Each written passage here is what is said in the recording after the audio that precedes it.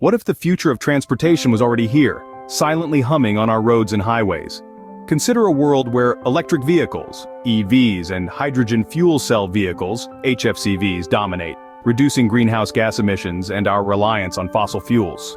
Electric vehicles, or EVs, run on electricity stored in batteries.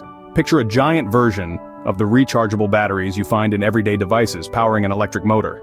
On the other hand, hydrogen fuel cell vehicles, or HFCVs, generate electricity on board. They're like personal power plants, combining hydrogen with oxygen in a fuel cell to power the motor. However, these vehicles don't just require a different type of fuel, they need a whole new infrastructure.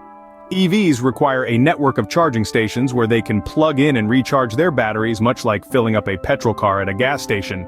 HFCVs, however, need hydrogen refueling stations where they can top up their tanks with compressed hydrogen gas.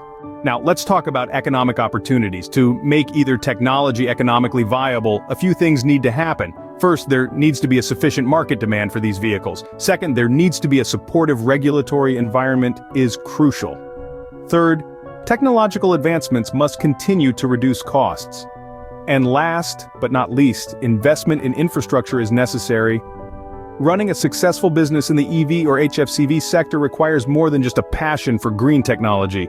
It requires a solid understanding of the technology, market dynamics, financing, and regulatory landscape.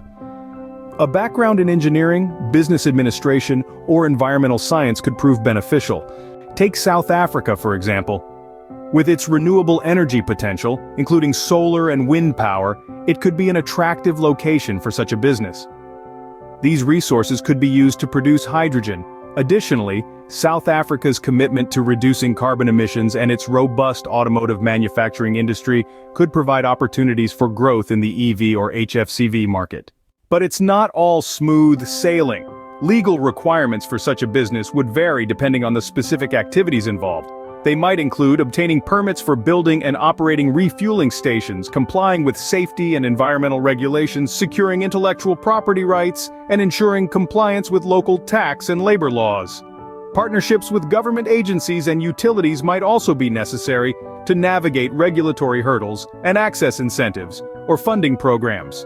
So, to recap, the future of transportation could very well be electric and hydrogen-powered.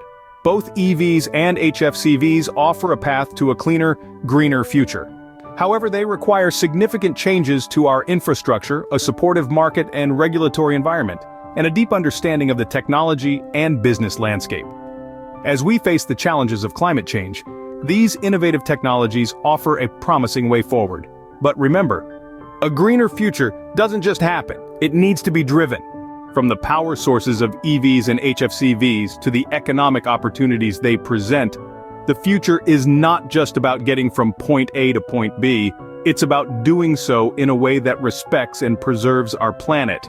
It's a journey, and every single one of us is in the driver's seat.